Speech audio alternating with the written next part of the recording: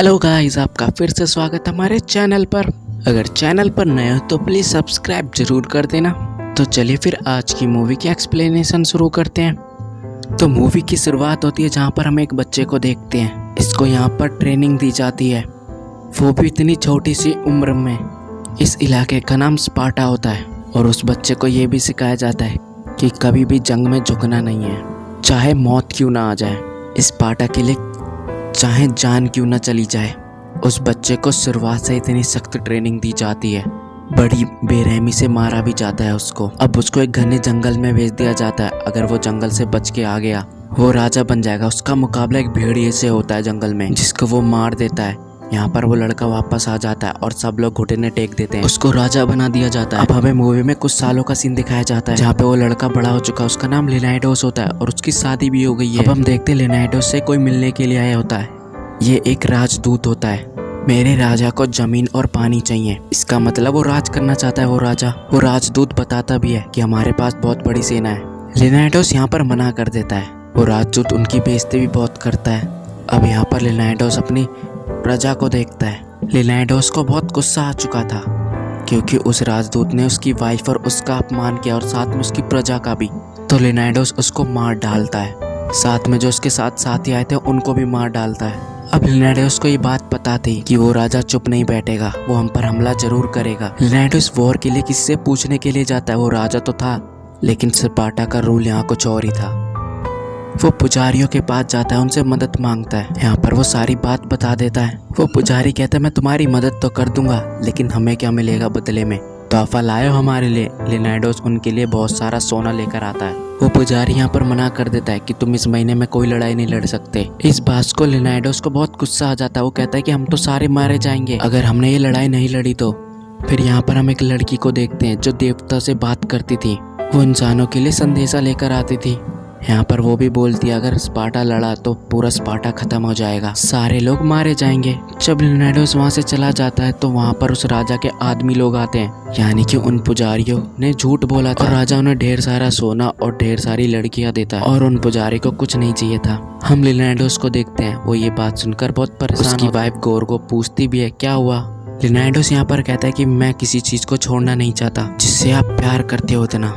गोरका कहते कि तुम मेरी और अपने बच्चे की फिक्र मत करो, आप यहाँ के राजा हो, आपको हमारी चिंता करने की कोई जरूरत नहीं है, आप अपनी प्रजा के लिए सोचे।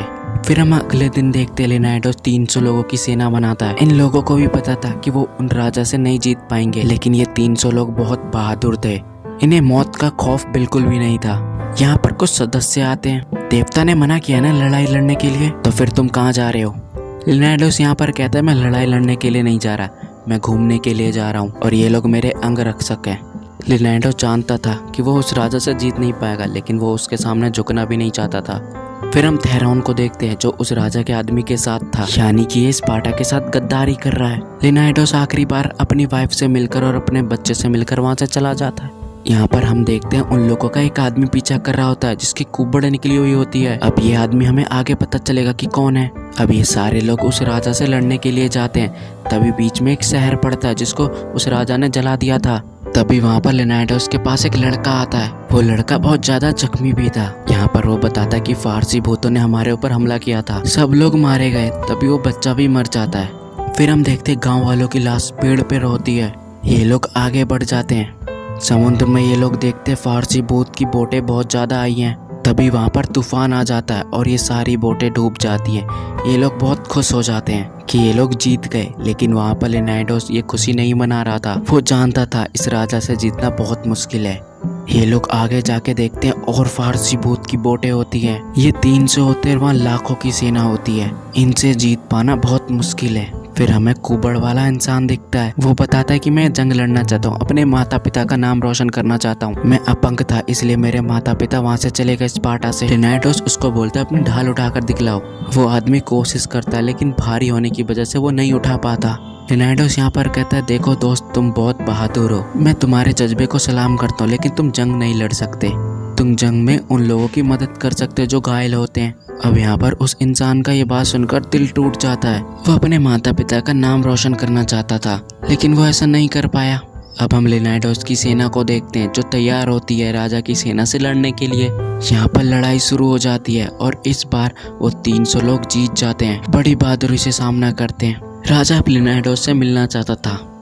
अब हम उस राजा को देखते हैं जो अपने आप को खुदा मानता था, किसी नचनिया से कम नहीं लग रहा है।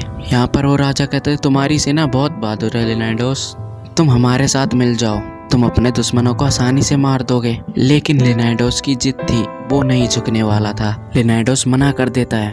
अब उस राजा को बहुत गुस्सा आता है। वो इंसानों की सेना नहीं होती, वो किसी राक्षसों की सेना होती है। वो 300 लोग बड़ी बहादुरी से उसका सामना करते हैं और ये भी जंग जीत जाते हैं वो लोग। वो राजा ये सब देख रहा होता है जो अपने आप को खुदा समझता है। अब वो अपनी जानवरों की सेना भेजता है, लेकिन लिनाइडोस की सेना उन जानवरों को भी मार डालती है।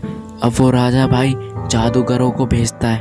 अब वो 300 लोग इन जादूगरों का भी अच्छी तरह से सामना करते हैं, इनको भी हरा डालते हैं।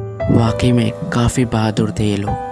अब ये देखकर उस राजा को बहुत गुस्सा आ जाता है। अब वो गुस्से में अपने ही लोगों को मारने लगता है। अब हम उस कुबड़ वाले इंसान को देखते हैं जो इस राजा के पास जाता है। यहाँ पर ये उसकी मदद करने आया हुआ होता है।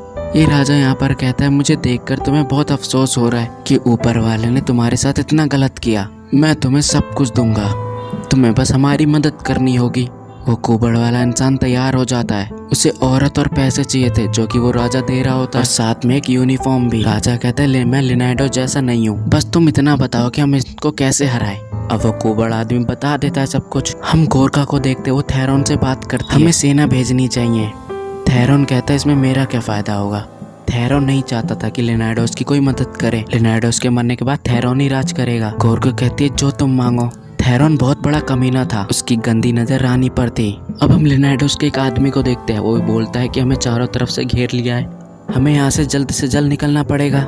लिनाइडोस कहता है कि स्पार्टा कभी नहीं झुकता और जंग छोड़कर कहीं नहीं जाएगा, हम चाहे मारे ही क्यों ना जाएं। ये लोग जानते थे इनके सामने मौत खड़ी है, लेकिन फिर भी ये उनका सामना करना चाहते थे। अब लिनाइडोस अपने एक आदमी को बोलता है कि तुम जाओ और सब लोगों को बताना कि हमने कितनी बहादुरी से उन लोगों का सामना किया था। फिर लिनाइडोस एक लॉकेट देता है उस आदमी को। वो आदमी कहता है और कुछ। लिनाइडोस कहता है कुछ कहने को बचा ही नहीं है, और वो आदमी वहाँ से चला जाता है उन लोगों को छोड़कर।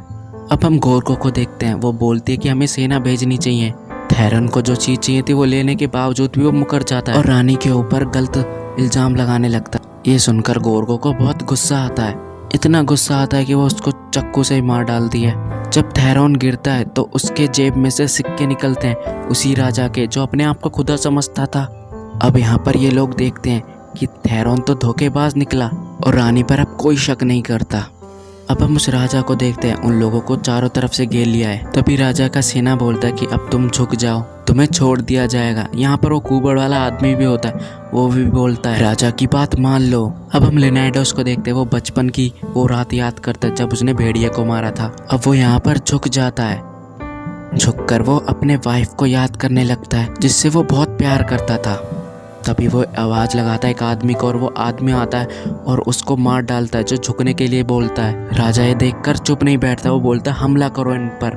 लिनाइडोस अपना भाला फेंकता है उस राजा के ऊपर। वो भाला राजा का गाल फाड़ देता है। गाल भैया गाल, कुछ और मत समझ लेना। अब राजा को बहुत गुस्सा आता है। अब हम लिनाइडोस के देखते हैं, उसकी सेना मर चुकी थी और वो भी मरने ही वाला था। अब लिनाइडोस का वो आदमी रानी को वो लॉकेट देता है। रानी समझ जाती है कि अब लिनाइडोस नहीं रहा और वो लॉकेट अपने बेटे को पहना देती है। अब हम उस आदमी को देखते हैं। वो जाकर अपनी 10,000 सेना को बताता है कि हमारे राजा को कुछ नहीं चाहिए था, बस वो नहीं चाहते थे कि हम किसी के आगे झुके। उसने ये भी बताया कि हमने कैसे उन लोगों का सामना किया। अब भी उन लोगों में 300 लोगों का खौफ है, तो हमें अब राजा की मौत का बदला लेना चाहिए। ये लोग तैयार हो जाते हैं और मूवी यहीं पर एंड हो जाती है। आई होप गाइस आपको मूवी की एक्सप्लेनेशन अच्छी लगी होगी।